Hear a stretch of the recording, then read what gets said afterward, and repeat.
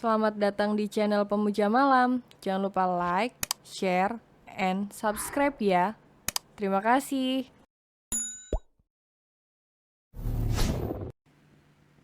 Chapter 23. Memperbaiki hubungan. Ponsel Bang David terdengar berdering berkali-kali. Ada rasa lega, tapi juga ada rasa kecewa di hati.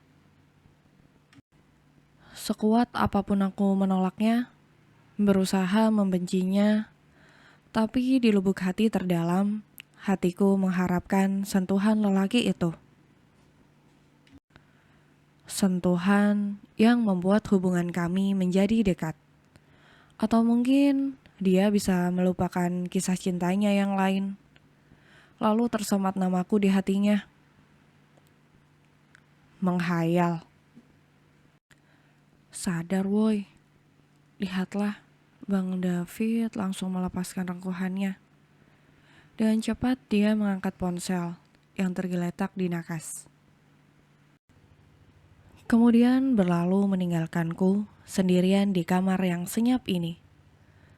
Tidak, bukan kamar ini yang senyap, melainkan hatiku yang senyap. Walau jantung berdegup kencang, rasa hampa itu telah menutupi seluruh ragaku.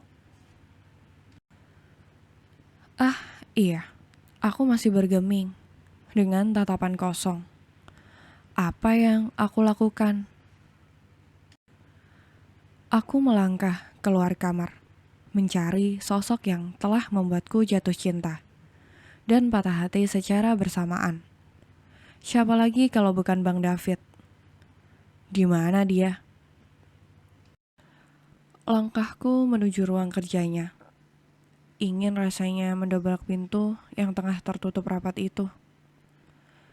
Tapi urung kulakukan. Aku mendekatkan telinga ke pintu, menguping pembicaraan di dalam sana. Aku gak bisa. Tolong mengertilah. Aku sekarang udah jadi kakak iparmu. Apa? Ke Malang. Baiklah, jika itu untuk yang terakhir kalinya. Nanti aku atur waktunya dulu. Iya, maafkan aku. Seharusnya dari dulu memutuskan hubungan kita. Itu pasti si Cabi yang telepon. Mereka masih berhubungan ternyata. Tunggu dulu. Itu Alina yang kayaknya bersikeras mempertahankan hubungan mereka. Sedangkan Bang David, ada apa dengannya? Pasti ada yang disembunyikan, sesuatu yang sangat besar. Setelah mendengar percakapan itu, aku pun segera berlalu, meninggalkan ruangan kerjanya. Kembali ke kamar mengganti pakaian. Kemudian, aku menuju dapur, menemui pembantu rumah tangga di dapur. Membantunya sebisaku, menghidangkan makan malam di meja. Tanpa berniat menunggu, aku menyantap hidangan sendirian. Mataku tertuju pada ruangan ini, menatap sekeliling. Rumah besar dengan desain modern. Sebuah ruang makan dengan ukiran besar. Apalagi hanya digunakan untuk orang dua saja. Bagaimana lelaki itu selama ini hidup? Sendirian menikmati hari-harinya. Sibuk dengan pekerjaan-pekerjaan yang ada. Aku tahu Bang David adalah seorang pekerja keras. Lebih tepatnya seorang yang gila kerja. Dulu ada saatnya aku akan menunggunya hanya sekedar makan malam. Atau aku akan membawakan makanan untuknya, walaupun berulang kali ditolak.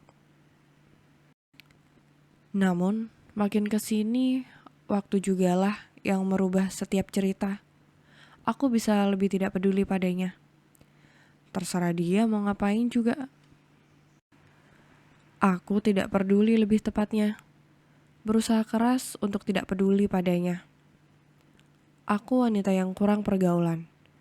Menghabiskan waktu hanya untuk bekerja demi melanjutkan kelangsungan hidup ke depan.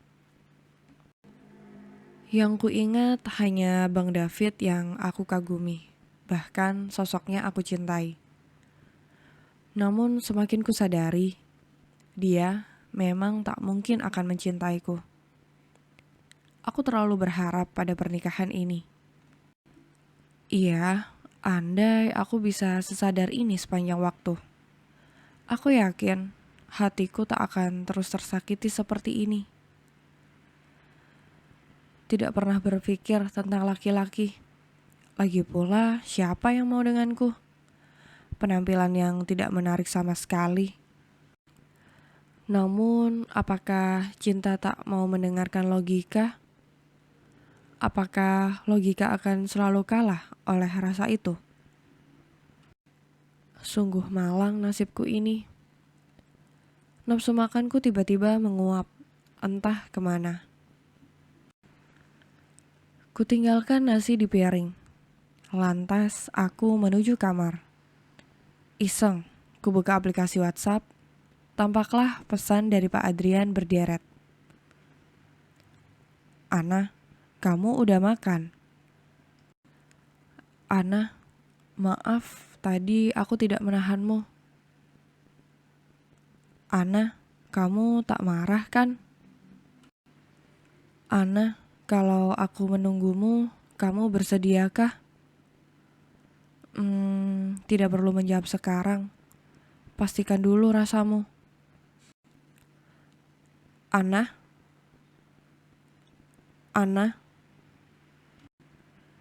Ya ampun, Pak Adrian. Aku menutup mulut, merasa terharu sekaligus marah. Terharu karena pertanyaan yang diajukan.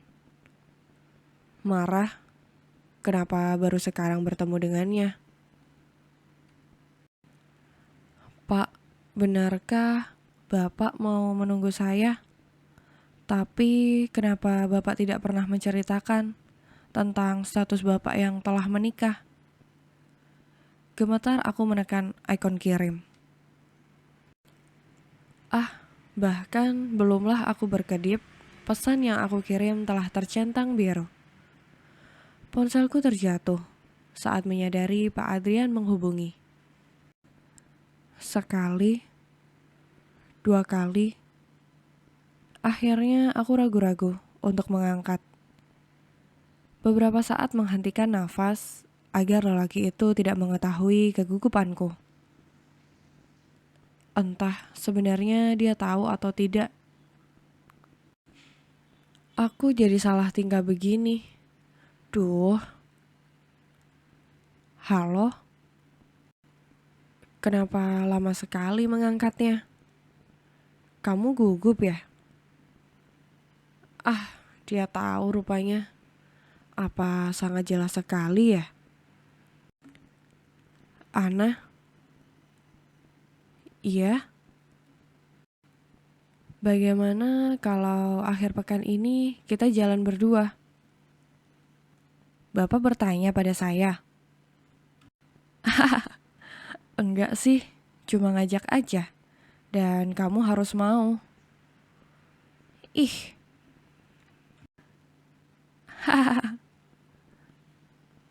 Hening.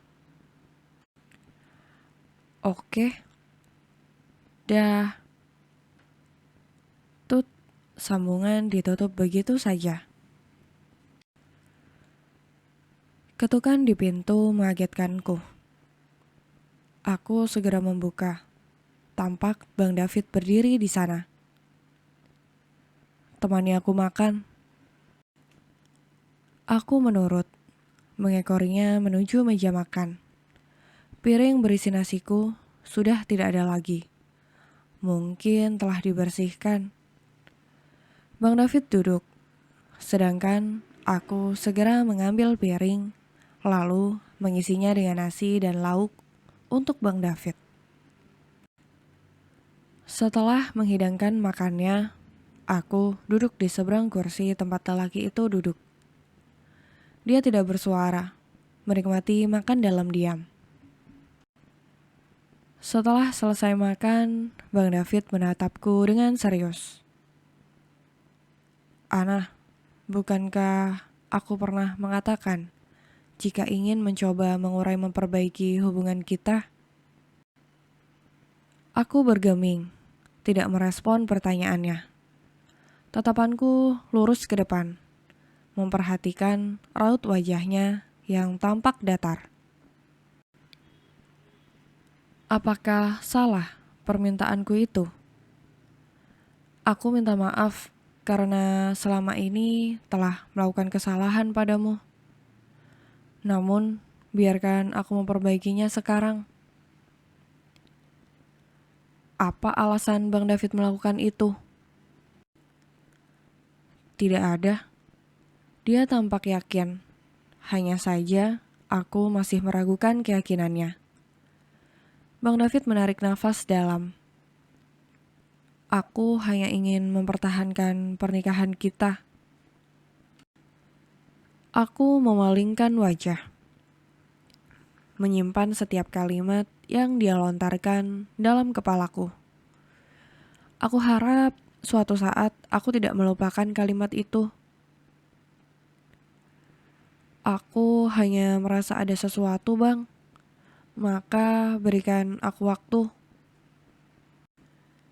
Bukankah kamu mencintaiku? Kadang cinta tidak selamanya menjadi alasan bertahannya suatu hubungan. Bahkan abang sendiri mencintai orang lain, bukan? Malah terjebak pernikahan sialan ini bersamaku. Bukankah ini suatu kesalahan yang fatal? Kenapa kamu selalu mengungkit kalimat itu, Ana? Aku belum pernah mengatakan padamu kalau aku ini sangat menghafal setiap kalimat yang keluar dari orang lain. Aku baru tahu itu. Iya, kamu berbeda, Ana. Tentu, dan mungkin abang akan menyesalinya. Apa yang harus aku sesali? Karena pernah bertemu denganku? Tidak, aku tidak menyesalinya. Setidaknya untuk saat ini. Lihat kan, kita tak pernah tak bertengkar. Maka berikan aku waktu untuk berpikir kembali. Aku berdiri, meninggalkan Bang David. Ada apa lagi ini? Wahai hati, bertahanlah untuk terus tegar. Bersambung.